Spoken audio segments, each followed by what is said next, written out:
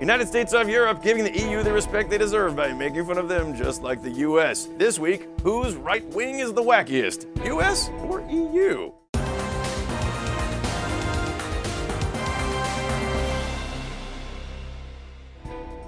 Now, a couple weeks ago, I may have given the impression that the EU and US are being overrun by an army of Jesus-looking, sandal-wearing, liberal hippie vegans. Not exactly true. This week, we take a look at the other side to determine who's right. Now, in the US, we know the usual suspects. There's Trump, who got the ball rolling by saying this about Mexicans. They're bringing drugs, they're bringing crime, they're rapists. Unlike Donald Trump himself, whose lawyer once defended him from accusations from his ex-wife by saying marital rape doesn't exist. And then there was candidate Ben Carson, who said, I think the likelihood of Hitler being able to accomplish his goals would have been greatly diminished if the people had been armed.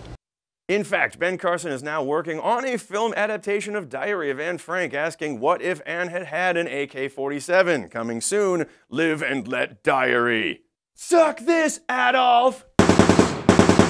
But the EU is giving the Americans a run for their money, as wacky as some Republicans may be. No one is talking about seceding from the Union, unlike Nigel Farage, whose entrance music for his anti-EU political conference is Europe's The Final Countdown.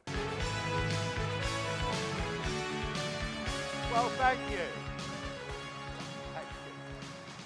Get it? The band is called Europe and the song is called Final Countdown. Farage is also in trouble for using EU money to fund his Say No to EU tour.